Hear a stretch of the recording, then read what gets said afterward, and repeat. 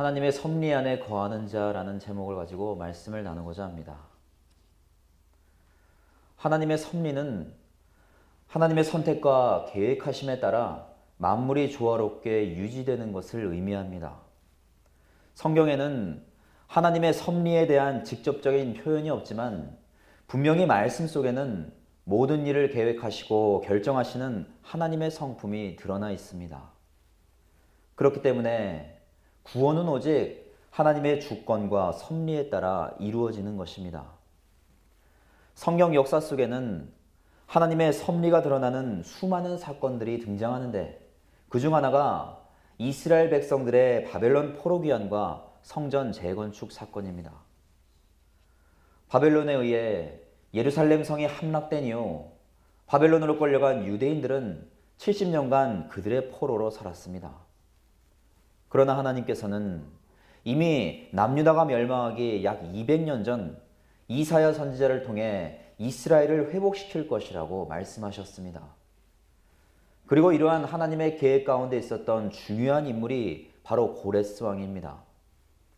고레스 왕은 바사 왕국, 즉 페르시아 제국을 세운 초대 왕으로서 당시 중동의 패권을 잡고 있던 바벨론을 정복하고 페르시아를 중동 지역의 새로운 강대국으로 급부상시켰습니다. 고레스는 역사적으로 키루스 2세로 불리며 그는 속국으로 삼은 민족들의 다양한 문화와 종교를 존중하며 그들을 다스렸습니다. 당시 고대 사회의 왕들은 대부분 강력한 군사력을 바탕으로 강압적인 정치를 펼쳤기 때문에 그의 통치 방식은 상당히 파격적이었습니다. 그러나 고레스 왕의 관용과 포용 정책은 그를 자비로운 왕이자 이상적인 군주로 만들었고 그는 수많은 고대 사람들에게 존경을 받았습니다.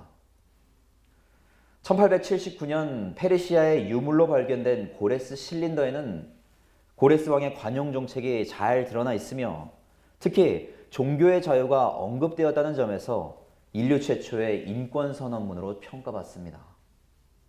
이를 통해 유대인들의 바벨론 포로 귀환과 성전 재건축을 가능하게 했던 고레스 칙령이 실제로 입증된 것입니다. 이사야 44장 28절에 고레스에 대하여는 이르기를 내 목자라 그가 나의 모든 기쁨을 성취하리라 하며 예루살렘에 대하여는 이르기를 중건되리라 하며 성전에 대하여는 내 기초가 놓여지리라 하는 자니라. 하나님께서는 이사야 선지자를 통해 고레스 왕의 이름까지 정확하게 언급하시며 그가 하나님의 계획을 성취하는 목자가 될 것이라고 말씀하셨습니다. 이스라엘 백성들에게 70년간의 포로 생활을 허락하시고 다시금 그들을 회복시키기 위한 도구로 고레스 왕을 준비하신 것입니다.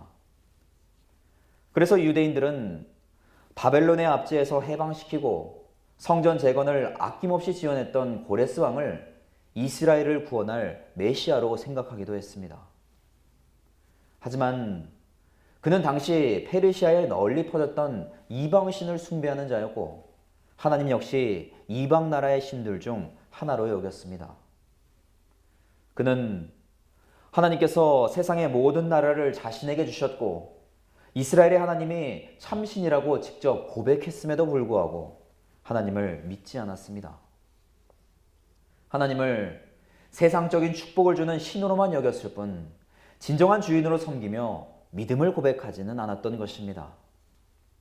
이처럼 하나님께서는 하나님의 계획을 이루어 가시는 중에 수많은 사람들을 사용하시지만 그들이 모두 구원에 이르는 것은 아닙니다. 그렇기 때문에 하나님의 귀한 도구로 쓰임받는 성도들이 구원의 은혜를 깨닫는 것은 하나님의 놀라운 축복입니다. 하나님의 주권대로 이끄시는 삶을 인정하는 성도들은 어떤 상황 속에서도 자신의 뜻보다는 구원을 향한 하나님의 뜻을 우선시합니다. 그런 성도들이 앞서가시는 하나님을 믿고 의지함으로써 구원으로 인도하시는 하나님 안에서 평안을 누릴 수 있는 것입니다. 오늘 말씀에서는 과거 아들을 통해 하나님의 은혜를 경험했던 수넴 여인이 다시 등장합니다. 엘리사는 그녀에게 하나님의 심판으로 이스라엘 땅에 7년 동안 기근이 있을 것이니 가족들과 거할 곳을 찾으라고 미리 알려주었습니다. 이 사건은 시기적으로 이스라엘이 아람에 의해 사마리아 성에 고립되기 이전이며 나아만 장군의 문둥병 치유 사건보다도 이전입니다. 이처럼 시간적인 순서가 뒤바뀌어 있는 이유는 열왕기서가 연대기 순으로 작성된 것이 아니라 비슷한 주제를 가진 사건들로 묶여 있기 때문입니다. 엘리사 시대에 발생한 7년간의 기근은 엘리야 때 발생한 3년 반의 가뭄보다 2배나 더 긴 시간이었습니다. 오랫동안 이스라엘의 타락을 지켜보시던 하나님께서는 철저한 계획과 뜻에 따라 그들을 심판하신 것입니다. 하나님께서는 이스라엘의 고난을 허락하시는 방법으로 가뭄을 자주 사용하십니다. 물이 절대적으로 부족한 이스라엘 지역은 때에 따라 적절하게 비가 내리지 않으면 농작물 재배에 큰 영향을 미치고 이것은 곧 그들의 삶과 직결되기 때문입니다. 이처럼 하나님께서는 그들에게 생명수와 같은 비를 허락하심으로써 하나님께서 생명의 주인 되심을 드러내셨습니다. 하나님께서는 성도들에게 육의 양식뿐만 아니라 영의 양식인 말씀까지 허락하십니다. 만약 성도들이 말씀을 허락받지 못한다면 영의 양식을 먹지 못하고 죽을 수밖에 없습니다. 그렇기 때문에 하나님께서 보실 때 말씀을 알지 못하는 자들은 비록 육은 살아있을지 몰라도 영이 죽은 자들인 것입니다. 그래서 하나님께서는 말씀을 통해 영을 살리시는 하나님만이 진정한 생명의 주인이심을 끊임없이 알려주시는 것입니다. 하나님께서는 가장 극심하게 바알을 숭배했던 아방 때부터 지속적으로 이스라엘에게 경고하셨습니다. 하지만 엘리사 시대에 이르기까지 그들은 깨닫지 못하고 회개하지 않았기 때문에 그 심판의 강도는 점점 높아진 것입니다. 그럼에도 불구하고 하나님께서는 고난의 시간들이 끝나고 그들을 회복시키심으로써 끊임없이 이스라엘에게 기회를 주셨습니다. 이처럼 하나님께서는 아무런 이유 없이 고난을 허락하시는 분이 아닙니다. 그들이 스스로의 죄를 바라볼 수 있도록 미리 경고하시고 심판 이후에는 은혜를 베푸심으로써 하나님의 사랑을 드러내시는 것입니다. 그러나 이스라엘 백성들은 고난 중에도 스스로의 죄를 돌아볼 생각은 하지 않았고 회복된 이후에도 하나님의 사랑을 깨닫지 못했습니다. 심령의 중심에 하나님이 아닌 자신을 세웠기 때문에 고난이 끝나면 그 자체로 만족했던 것입니다. 이러한 이스라엘 백성들의 악한 모습이 바로 저희들의 모습입니다. 저희들 역시 고난 가운데 있을 때에는 하나님께 불평하다가도 다시 회복된 후에는 하나님의 은혜를 잊어버리기 때문입니다. 하나님께서는 단지 자녀들에게 고통을 주시거나 믿음이 없는 불신앙을 무조건 책망하시기 위해 고난을 허락하시는 분이 아닙니다. 만약 그런 하나님이었다면 다시금 회복할 수 있는 기회조차 허락하시지도 않았을 것입니다. 하나님께서는 성도들에게 하나님의 존재를 드러내시기 위해 때로는 고난과 책망으로, 때로는 은혜와 축복으로 하나님의 뜻에 따라 다양한 방법들을 사용하십니다. 그렇기 때문에 고난을 받는다고 해서 믿음이 연약한 것도 아니고 축복을 받는다고 해서 믿음이 충만한 것도 아닙니다. 삶의 모든 순간들이 하나님의 섭리에 따라 움직이는 과정임을 믿고 그 뜻에 순종하는 것이 하나님께서 성도들에게 원하시는 믿음인 것입니다. 열왕기하 8장 2절에서 3절에 여인이 일어나서 하나님의 사람의 말대로 행하여 그의 가족과 함께 가서 블레셋 사람들의 땅에 7년을 우거하다가 7년이 다음에 여인이 블레셋 사람들의 땅에서 돌아와 자기 집과 전토를 위하여 호소하려 하여 왕에게 나아갔더라. 하나님께서는 믿음을 지키며 살아가던 수넴 여인을 잊지 않으셨고 그녀가 이스라엘 땅의 기근을 피할 수 있도록 도우셨습니다. 그녀는 하나님의 말씀을 의심하지 않고 믿었기 때문에 블레셋 땅으로 떠나 목숨을 부지할 수 있었습니다. 이처럼 수넴 여인은 하나님의 은혜를 경험한 이후에 그 축복에 만족하지 않고 하나님의 계획과 뜻을 살피기 위해 끊임없이 노력했던 것입니다. 그녀가 왜 블레셋 땅으로 갔는지 정확한 이유를 알 수는 없지만 당시 시대적인 상황을 통해 어느 정도 짐작해 볼 수는 있습니다. 일찍부터 철기 문화를 접했던 블레셋은 강력한 철기로 사사시대부터 이스라엘을 위협하던 민족이었습니다. 그러나 이스라엘의 왕정시대가 시작되면서 주도권을 빼앗겼고 결국 다윗의 통일 왕국 시대로 넘어오면서 세력이 급격하게 약화되었습니다. 이스라엘이 남북으로 분열된 이후에는 다시 세력을 키워 남유다를 자주 공격했지만 이미 군사적으로나 정치적으로 쇠퇴기에 있었기 때문에 주요 도시들을 중심으로 간신히 그 명백만 유지하고 있었습니다.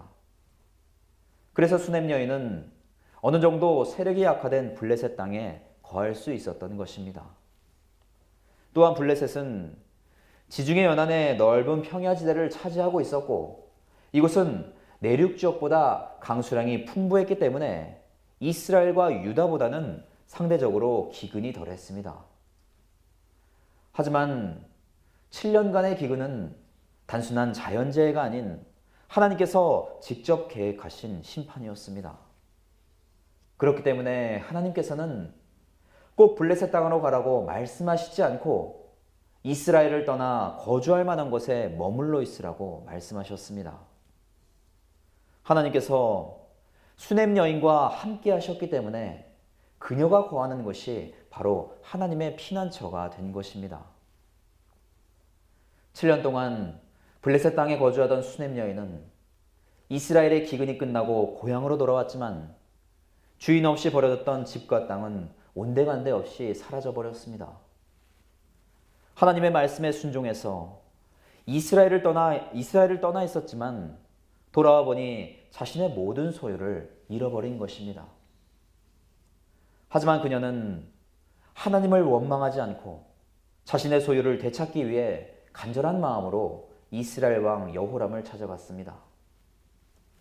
그 당시 게하시는 여호람과 함께 엘리사가 행했던 놀라운 기적들에 대해 이야기하고 있었습니다. 여호람은 엘리사가 행한 기적들에는 큰 관심을 보였지만 정작 그 배후에서 일하시는 하나님께는 관심이 없었습니다. 이처럼 그는 눈에 보이는 기적과 현상만 믿는 자였기 때문에 우상 숭배에서 벗어나지 못한 것입니다. 게하시는 왕의 요구에 따라 엘리사가 일으켰던 다양한 기적들을 자세히 설명했고 마침 수넴 여인의 죽은 아들이 살아났던 기적에 대해 전하고 있었습니다. 그런데 놀랍게도 그 순간 마치 기다렸다는 듯이 기적의 주인공인 수넴 여인이 자신의 사정을 호소하기 위해 등장한 것입니다. 수넴 여인은 이 사실을 전혀 알지 못한 채 그저 자신의 억울한 사정을 왕에게 토로하기 시작했습니다. 하지만 그녀의 등장으로 게하시가 전하는 하나님의 기적들은 분명한 사실임이 증명되었고 여호람은 기적의 주인공을 직접 대면함으로써 하나님의 기적을 더 확실하게 믿게 되었습니다. 세상적으로 보면 우연의 일치이지만 이 사건은 분명 하나님의 섭리에 따라 계획되었고 한치의 오차도 없이 정확한 순간에 일어났습니다. 이처럼 성도들이 만나는 모든 상황과 형편들은 하나님의 계획하심 가운데 이루어집니다. 세상에서 우연이라 말하는 모든 일들이 하나님의 섭리 가운데 살아가는 성도들에게는 필연인 것입니다. 여호람은 수넴 여인에게 자세한 이야기를 듣고 그녀를 위해 신하까지 특별히 임명하면서 그녀의 모든 땅과 소유물을 돌려주라고 지시했습니다. 그뿐만 아니라 그녀가 이스라엘을 떠난 이후로 7년 동안 얻지 못했던 밭의 소출까지 모두 회복시키라는 명령을 내렸습니다. 만약 수넴 여인이 조금이라도 다른 시기와 상황 속에서 왕에게 간구했다면 왕은 그녀의 요구를 대수롭지 않게 여겼을 것입니다. 당시 남성 중심의 이스라엘 사회에서는 여성의 주장이 수용되는 것이 흔하지 않았기 때문입니다. 하지만 하나님께서는 수냄 여인의 기적이 언급되는 순간 정확하게 그녀를 왕 앞으로 인도하심으로써 여호람이 하나님의 기적에 더욱 집중하게 만드셨습니다. 이 사건을 경험한 세 인물들의 사정과 형편은 모두 다르지만 하나님께서는 그들 모두에게 동일한 하나님의 섭리를 드러내셨습니다. 아마도 수냄 여인은 이방 땅으로 인도하셔서 고난을 피하게 하시고 자신의 모든 소유까지 회복시키신 하나님께 감사를 드렸을 것입니다. 반면에 게하시와 여호람은 하나님의 역사하심을 경험했음에도 불구하고 끝까지 하나님을 믿지 않았습니다. 그래서 게하시는 이후에 나아만 장군의 예물에 욕심을 품고 나병에 걸렸으며 여호람은 사마리아 성읍이 고립되었을 때 하나님의 기적을 일으켰던 엘리사를 죽이려고 했던 것입니다. 하지만 하나님께서는 그들을 모두 하나님의 선한 뜻을 이루는 도구로 사용하셨고 이를 통해 분명 하나님의 은혜를 드러내셨습니다. 하나님께서 그들의 심령 안에 감동을 주셨기 때문에 여호람이 자기 백성을 돌아보고 자비를 베풀었던 것입니다. 이처럼 하나님께서는 하나님의 선하심을 드러내시기 위해 인간의 심령까지도 변화시켜 도구로 사용하시는 분입니다. 그러므로 성도들은 하나님의 선한 뜻을 드러내는 도구로 쓰임받기 위해 끊임없이 선한 심령을 간직해야 할 것입니다. 시편 23장 4절에서 6절에 내가 사망의 음침한 골짜기로 다닐지라도 해를 두려워하지 않을 것은 주께서 나와 함께 하심이라. 주의 지팡이와 막대기가 나를 안위하시나이다. 주께서 내 원수의 목전에서 내게 상을 차려주시고 기름을 내 머리에 부으셨으니 내 잔이 넘치나이다. 내 평생의 선하심과 인자하심이 반드시 나를 따르리니 내가 여호와의 집에 영원히 살리로다. 시편 23장은 자신의 목자 되시는 하나님을 높이 찬양하는 다윗의 시로 널리 알려져 있습니다. 다윗은 이 시를 통해 인생의 수많은 고난 속에서도 자신을 인도하신 하나님의 사랑과 은혜에 감사를 드렸습니다. 다윗이 목숨의 위협을 받는 고난 속에서도 하나님을 의지할 수 있었던 이유는 하나님의 선하고 신실하신 뜻을 의심하지 않고 믿었기 때문입니다. 이처럼 하나님께서는 그분의 계획하심에 따라 자녀들을 인도하시며 그 마지막 종착지는 영원한 평안과 안식을 누리는 천국입니다. 비록 그 과정 중에 고통과 실패와 좌절이 따를지라도 하나님께서는 자녀들을 위로하시고 소망을 품게 하셔서 다시금 이끄시는 분입니다. 그렇기 때문에 성도들은 하나님께서 선하신 계획에 따라 인도하심을 믿으며 끝까지 말씀을 붙들고 살아야 하는 것입니다. 성도들이 최선을 다해 믿음으로 살아가는 매 순간들은 지금도 하나님의 계획 안에서 흘러가고 있습니다. 그리고 그 시간들이 모여 믿음의 삶을 이룰 때 하나님께서는 그분의 선한 뜻을 풍성하게 드러내실 것입니다. 그러니 언제나 하나님의 선하고 인자하신 은혜 안에 거하며 매일마다 하나님을 찬양하는 기쁨으로 살아가시기를 간절히 부탁을 드립니다.